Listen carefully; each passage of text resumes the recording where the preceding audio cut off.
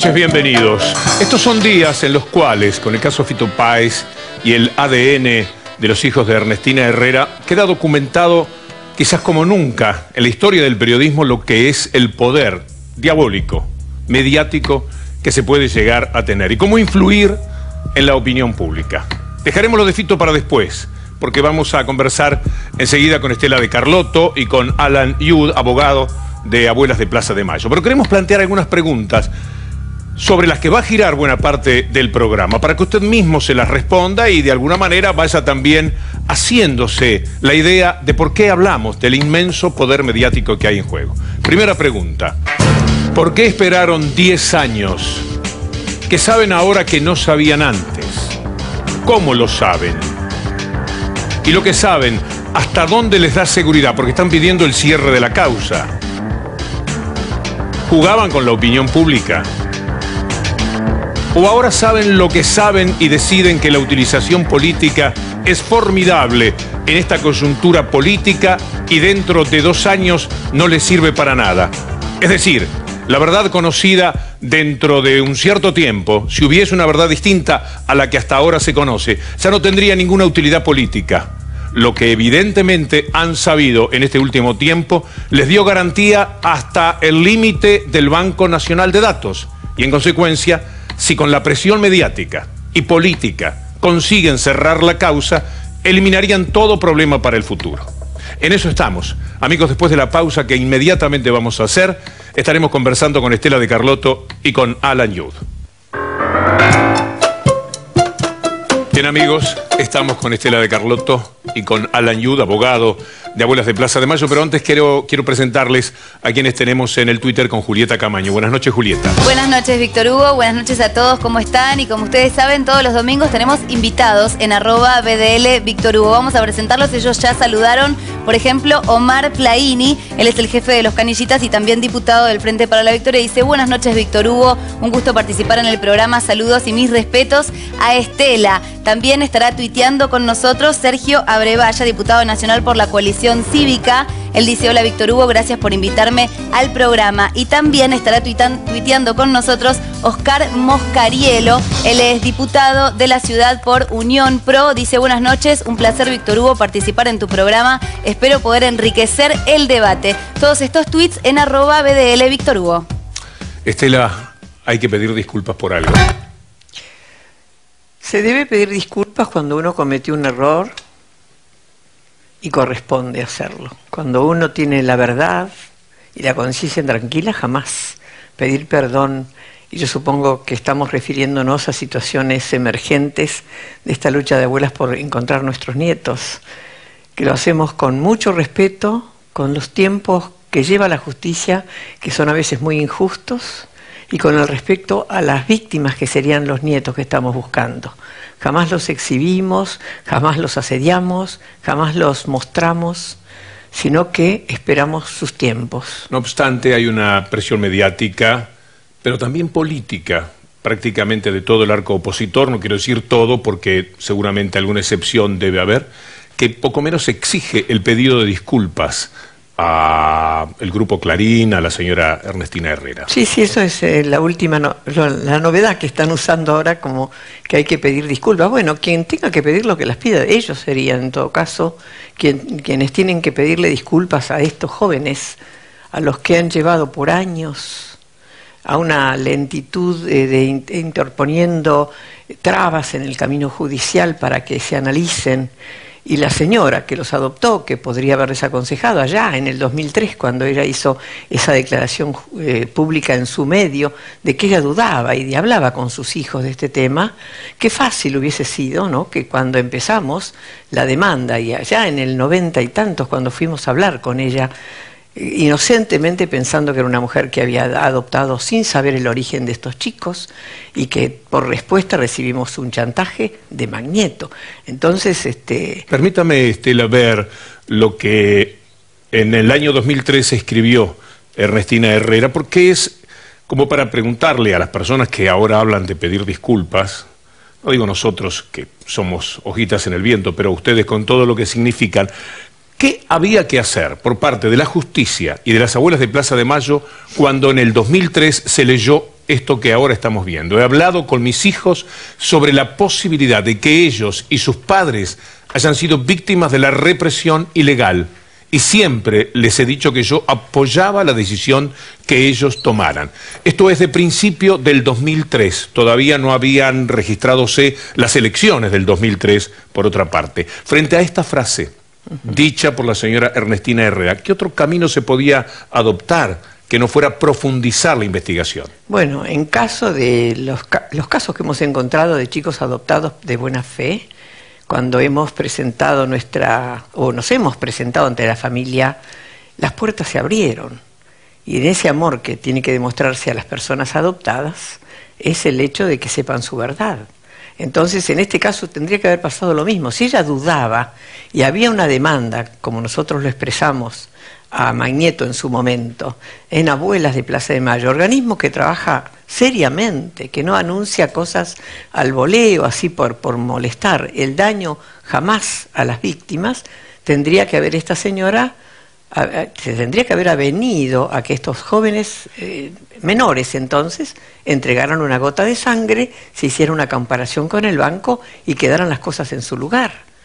En cambio, en el proceso que inició el doctor Markevich, se descubren los expedientes que estaban escondidos, perdidos, y que la justicia negaba que salieran a la luz, gravísimas irregularidades, delictivas, diría yo, porque aparte de adoptarlos como noble cuando el señor había muerto hacía muchos años, cosa absurda, también falsos documentos, falsos relatos del encuentro, testigos inexistentes.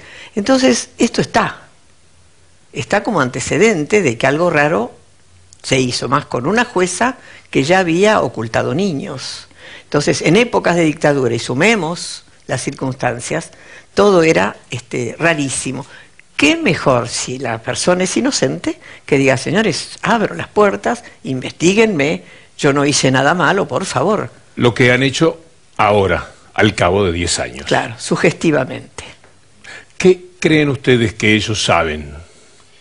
¿Qué supieron y cómo, Alan, para de pronto, después de, o estaban jugando con la opinión pública, después de todo lo que defendieron, que de ninguna manera querían hacer los exámenes que permitiesen que quedasen en el banco de datos y para más adelante, de pronto dicen, sí queremos el examen y lo queremos lo antes posible? Bueno, uno tendería a creer que ellos conocen el origen biológico de Marcela y Felipe Noble Herrera, porque ellos se encargaron, digamos, de conseguirlos. Partiendo de ese presupuesto, lo que les faltaría conocer es si esas familias de las cuales los obtuvieron están en el Banco Nacional de Datos Genéticos o no. Esta es una hipótesis. Siempre existió el rumor de que la anterior directora del Banco Nacional de Datos Genéticos, la doctora Di Leonardo, se podría haber llevado información genética de las familias del banco. Lo que se encontró hace cuestión de menos de una semana es un acta que comprueba que ella retiró una computadora de ahí. Por supuesto no está el contenido de la computadora, pero hace más sostenible esta hipótesis de que pudieran haber hecho una comparación de modo extrajudicial. En este caso, digámoslo, de todas formas lo que nosotros resaltamos es que el resultado no se puede modificar. Esto es lo que podría explicar el cambio de posición, porque antes no y ahora sí. En lo que han fallado, me da la sensación, es en el embalaje, en la euforia. Basta ver los títulos de estos días, a partir del momento en que dijeron, queremos los exámenes ahora sí y lo antes posible, fue fácil percibir que había todo un clima, como el que se desprende de los títulos de todos los diarios, en los cuales ellos anticipadamente, a diferencia de un buen fullero, que juega con cartas marcadas, pero espera los acontecimientos como para que nadie se dé cuenta, se anticiparon. Antes de dar vuelta a las cartas, es decir, antes de que se conociesen los resultados, ya estaban festejando y llevándose toda la apuesta. Esta es la sensación que han dejado, y me parece que esa es una falla grave, si se quiere, en la percepción que la gente que quiera pensar pueda tener de la situación. Puede haber quienes recorran un camino un poco más facilista y tengan ganas de creerle, pero hay que tener muchas ganas de creer que de buenas a primeras dicen, bueno, ahora sí queremos los exámenes, y canten victoria, como lo han hecho en cada uno de los títulos, y ahora el pedido de cierre de la causa. para que con la presión mediática y política la causa se termine y ya no tengan que responder frente a la posibilidad de que aparezcan familias que sí compatibilicen con lo que va a quedar en el banco de datos. Es así. Quería agregar que hay una gran incoherencia en su discurso. Ellos venían resistiendo este análisis, no querían hacer el análisis que marca la ley en el Banco Nacional de Datos Genéticos, porque decían que Abuelas manejaba el banco, que después dijeron que el gobierno manejaba el banco y que se iban a querer fraguar los resultados para adjudicárselos a una familia que no era, porque esta causa tenía intenciones políticas para perjudicarla y demás. Lo que desde Abuela siempre se contestó fue que lo que buscábamos era la verdad, y este resultado está dejando en evidencia que lo que nosotros estábamos buscando era saber si eran los nietos de las abuelas, no otra cosa. Entonces, vamos a dar una prueba, creo que concluyente, sobre por qué no puede terminar la causa, y bien deberían cuidarse sobre todo las personas que tienen que ver con la parte política, porque ellos están en su juego, están en su defensa, tienen muchos intereses, pero la parte política de alguna manera se inmiscuye también como para que este documento que les vamos a presentar posiblemente a mucha gente de los sectores opositores les haga reflexionar sobre lo que aquí van a ver. Se trata de un nieto recuperado que lleva el número 98, pero que pudo haber sido el número 70, por ejemplo, si cuando él llegó al Banco Nacional de Datos hubiesen estado los datos, pero no estaban. Entonces tuvo que esperar 2 años y se convirtió en el nieto recuperado número 98. Presten mucha atención a esta nota porque es la mejor demostración, creo, salvo mejor opinión de ustedes, de que la causa de ninguna manera puede terminar. Exacto. Yo en el año 2007 me acerco al Banco Nacional de Datos Genéticos a través de la investigación que se inició en Abuelas, que inicié yo en el año 2007 acercándome con dudas y que Abuela encabezó, digamos, la búsqueda.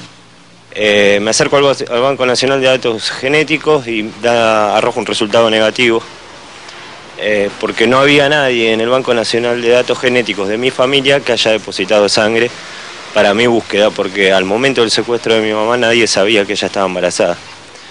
Entonces pasan 2 años en donde mi vida continuó normalmente como venía hasta ese entonces, construida alrededor de la mentira, digamos. En el año 2009 me llaman desde Abuelas y me informan que sí, que había dado un resultado positivo, que yo era hijo de Amarilla y de Molfino. ¿Cómo es que en el 2009 llega a dar positivo y en el 2007 dio negativo? Bueno, fue a través del avance en los procesos judiciales, en diferentes procesos judiciales, en donde a través de diferentes puntos, diferentes declaraciones que se fueron dando, llegaron los investigadores de Abuelas a atar distintos cabos y al resultado de que yo podía ser hijo de Amarilla y Molfino, y así fue. De hecho, por eso la importancia de que la sangre quede en el Banco Nacional de Datos Genéticos. Si mi sangre se hubiese descartado ante el primer resultado negativo, ya la sangre no hubiese quedado para que después sí dé un resultado positivo y yo pueda encontrarme con mi familia finalmente. Esta no es una nota realizada en estas horas, sino que es una nota que tiene 2 años y que demuestra claramente cómo este joven llegó con sus datos, pero no estaban los de la familia, que vinieron después, alguien que se fue sumando. ¿Cuántas familias? Sí, Estela. No, yo digo que no solamente está bien, esto es clarísimo, lo que se explica. Esa sería una de las causas por la cual no puede cerrarse ninguna de estas búsquedas, aun cuando los resultados no den en este momento, pueden dar a futuro. Pero también el antecedente es que, como ahora pretenden que la comparación última del año 77 para adelante no se haga o se menosprecie porque no coincidiría con la edad de los chicos adoptados, nosotros sabemos muy bien que las trampas legales que han hecho para cuando se han robado los nietos han sido tan terribles que han anotado criaturas con 2 años como recién nacidas. Y las trampas que han hecho para fraguar documentaciones legales, estatales, para disimular el robo.